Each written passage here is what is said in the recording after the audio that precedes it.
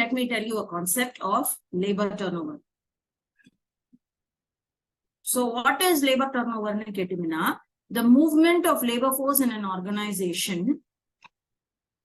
Movement of labor force in an organization during a period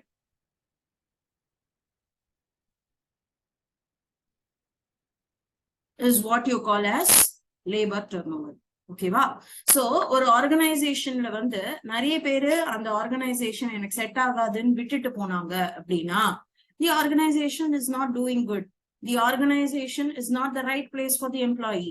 அப்படின்னா அவங்களுக்கு நம்ம conducive environment கொடுக்கணும். அவங்களுக்கு வந்து ஒரு appreciable environment கொடுக்கணும். அதாவது அவங்களுக்கு safety, hygiene, food, entertainment, relaxation எல்லாமே கொடுக்கணும். எல்லாம் கொடுத்தாதான் அண்ட் இன்சென்டிவ்ஸ், மானிட்டரி இன்சென்டிவ்ஸ் எல்லாம் கொடுத்தாதான் the labor will be satisfied and continue with the organization. இல்லைன்னா the laborer will leave the organization. So what is the, before getting into computation of labor turnover, இப்ப இன்வென்ட்ரியில நம்ம inventory turnover ratio compute பண்ணோம் தெரியுமா, அந்த மாதிரி labour turnover rate கண்டுபிடிக்கலாம். அதை கண்டுபிடிக்கிறதுக்கு முன்னாடி please understand what is the effect of labor turnover. Effect of labour turnover என்ன ஆகும்னு கேட்டீங்கன்னா கொஞ்சம் லாஜிக்கலா யோசிங்க. இருக்கிற ஒர்க்கர் விட்டுட்டு போனாங்க அப்படின்னா அவங்கள நம்ம செட்டில் பண்ணோம் இல்லையா. இருக்கிற லேபர் விட்டுட்டு போனாங்கன்னா we will have to incur settlement cost. அந்த இடத்துல புதுசா ஒரு லேபரை கொண்டு வரணும் அப்படின்னு வரைச்சே ரெக்ரூட்மெண்ட். அதுக்கப்புறம் வந்து you have to undertake selection. நிறைய பேர் அப்ளை பண்ணுவா, அதுல வந்து நீங்க யாரை பார்த்து செலக்ட் பண்ண போறீங்க. அதுக்கப்புறம் training cost, on the job training, off the job training, இதெல்லாம் பிசினஸ் மேனேஜ்மெண்ட்ல படிச்சிருப்பீங்க. So during the process of the labourer leaving the organisation and the time where the labourer is going to get up to that work, அதாவது நான் ஒரு ஆளை வந்து வேலையை விட்டு நீக்கிட்டு அந்த இடத்துல புதுசா ஒரு ஆள் கொண்டு வந்து அவங்களுக்கு ட்ரைனிங் கொடுத்து அவங்க வேலையை ஆரம்பிக்கிறதுக்கு ஒரு டைம் கேப் இருக்கும் தெரியுமா. அந்த time gap will be the loss of productive hours. Suppose ஒரு எக்ஸிஸ்டிங் லேபரர் விட்டுட்டு போகாம இருந்தாங்க அப்படின்னா எனக்கு இந்த 4 ஆக்டிவிட்டி இருக்கவே இருக்காது. போறவங்களை செட்டில் பண்றதோ இல்ல புதுசா ஒருத்தவங்களை கொண்டு வந்து அவங்களை ட்ரைனிங் பண்றதோ அது எல்லாமே இருக்காது. சோ அந்த இடைப்பட்ட கேப், அந்த டைம் பீரியட்ல என்ன ஆகும், you will lose productive hours. அந்த லாஸ் ஆஃப் ப்ரொடக்ஷன் ஹவர்ஸ்ல என்ன ஆகும், உங்களுக்கு வந்து யூனிட்ஸ் ப்ரொடியூஸ்டு ரெடியூஸ் ஆகும். எப்போ, அந்த டைம் கேப்ல. இப்ப சப்போஸ் ஒரு மாசம், அந்த ஒரு மாசத்துக்கு ப்ரொடக்ஷன் இருக்காது, அந்த லேபரால ஏற்பட்ட ப்ரொடக்ஷன் இருக்காது. அப்படின்னா அந்த ப்ரொடக்ஷன் நம்ம சேல் பண்ண முடியாது. அப்படின்னா வந்து you have loss in profit. So இதெல்லாம் வந்து effect of labour turnover. So as long as the labor turnover is kept at its minimum, labor turnover இல்லாம ஒரு ஆர்கனைசேஷன் இருக்குமா அப்படின்னா இல்ல. So an organization is regarded as efficient. An organization is efficient as long as the labor turnover is kept at its minimum. As long as the labor turnover is kept at its minimum. Labour turnover ஜீரோவா இருக்கிறதுக்கு வாய்ப்பே கிடையாது. எல்லாரும் வந்து ஆர்கனைசேஷன்ல first join பண்ணி retirement வரைக்கும் அதே ஆர்கனைசேஷன்ல இருப்பாங்களான்னு கேட்டா இல்ல. ஓகேவா. So the labour turnover is inevitable, but it should be kept at its minimum. Now coming to computation of labor turnover, there are various methods. ஒன்னு, labor turnover by separations method. Labor turnover by separations method la the formula is number of laborers separated,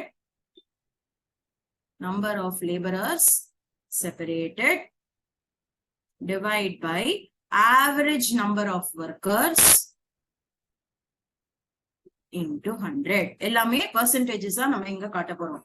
இதுல what is the number of laborers separated? Number of laborers separated ன்றது number of laborers leaving the organization. Number of laborers leaving the organization வரும்போது ஒண்ணு அவங்களே வேலையை விட்டு போலாம், இல்ல நம்ம அவங்கள வேலையை விட்டு தொத்தலாம். ஓகேவா. So the number of laborers separated will include left laborers, அதாவது அவங்களே வேலையை விட்டு போகுது. இன்னொன்னு discharged laborers, அதாவது they are not suitable for the job to be taken up அப்படின்னு வரும்போது அவங்கள வேலை நீக்கம் பண்றது. So the number of laborers separated can be of two types. One is left and the other is discharged. இந்த average number of workers வரும்போது discharge ஒர்க்கர்ஸ்க்கு example சொல்லணும்னா retirement ஆயிடுச்சு, இல்ல அவங்க மிஷின்குள்ள கையை விட்டு அவங்க கை ஹர்ட் ஆயிடுது, they will not be fit to continue with work இல்லையா? அப்படி இருக்கும்போது அவங்கள வேலையை விட்டு நீக்கிடுவாங்க. இல்ல ஏதோ ஃப்ராடிலண்ட் ஆக்டிவிட்டியில இன்வால்வ் ஆகி அதனால they are chased out of the job. So these are all discharging examples. லெஃப்ட்ங்கிறது எனக்கு அன்கண்டியூசிவா இல்ல என்விரான்மெண்ட், எனக்கு அவங்க ப்ரொமோஷன் கொடுக்கல, எனக்கு அவங்க இன்சென்டிவ் கொடுக்கல, அவங்க என்னோட ஒர்க்கை ரெகக்னைஸ் பண்ணல, எனக்கு என்னோட திறமையை அவங்க ரெகக்னைஸ் பண்ணல, அதனால I am going for a better job. அது லெஃப்ட். ஓகேவா? Average number of workers will be workers at the end of the period, workers at beginning of the period plus workers at the end of the period divide by 2 plus workers at end of the period. ரெண்டுமே beginning end ரெண்டுமே of the period தான். அது per ஆனமாவும் இருக்கலாம், per மந்தாவும் இருக்கலாம், for 6 months ஆவும் இருக்கலாம், எப்படி வேணா இருக்கலாம். So workers at the beginning of the period plus workers at the end of the period divide by 2 will give you the average number of workers. So this is labor turnover by separations method. Next comes the labor turnover by replacements method. Labor turnover by replacement method will be number of workers replaced divide by average number of workers into 100. So ஒருத்தவங்க விட்டுட்டு போனாங்கன்னா அந்த இடத்துல புதுசா ஆள் கொண்டு வந்தா அது replacements. So number of workers replaced divide by average number of workers into 100. This is by replacements method. அடுத்தது flux method. Labor turnover by flux method. இந்த flux மெத்தடுக்கு ஐ நோட்டிஸ்ட் உங்க ஃபார்முலால, உங்க டெக்ஸ்ட் புக்ல ஃபார்முலா தப்பா கொடுத்திருக்காங்க. ஓகேவா? So I will tell you the page number also. நான் ஃபார்முலா எழுதிட்டு கரெக்ஷன் சொல்றேன். Number of separations plus number of replacements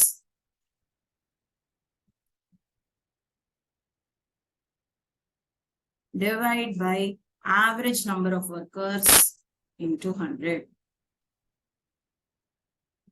ஓகேவா? சோ எவ்வளவு விட்டுட்டு போறாங்க, எவ்வளவு உள்ள வராங்க, அதுக்கான ஆவரேஜ் எடுக்கிறது ஃப்ளக்ஸ் மெத்தட்.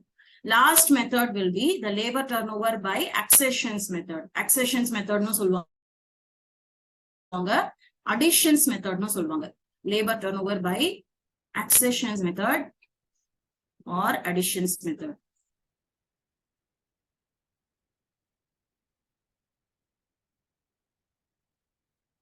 ஓகே. So, இப்ப labor turnover by accessions or additions method number of separations plus number of replacements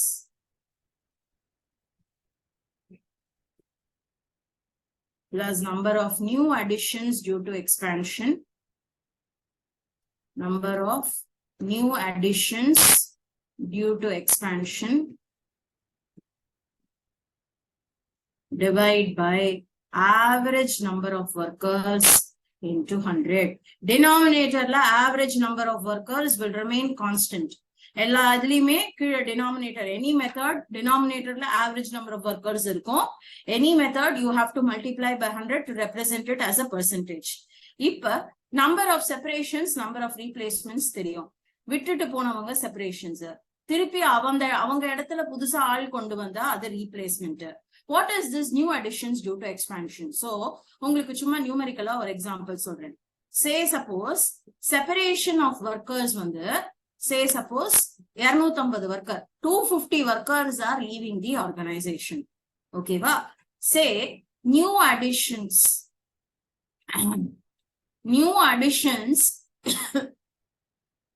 800 workers னு கொடுத்தாங்கன்னா அப்படின்னா என்ன அர்த்தம்? 250 விட்டுட்டு போனாங்க, புதுசா 800 கொண்டு வந்திருக்காங்க. அந்த புது 800 இப்ப நான் ரெண்டா எப்படி பிரிப்பேன்? ஒண்ணு, அந்த 250 ரீப்ளேஸ்டு. ஓகேவா? ரிமைனிங் 550. 800ல 250 போச்சுன்னா 550 தானே? Yes, Remaining 550 is new additions. ஓகேவா? இருக்கிறவங்களை ரீப்ளேஸ் பண்ணது போக எக்ஸ்ட்ராவா எவ்வளோ ஹையர் பண்றோமோ labourers, those are new additions due to expansion. ஓகேவா? சோ இதுதான் வந்து லேபர் டர்ன்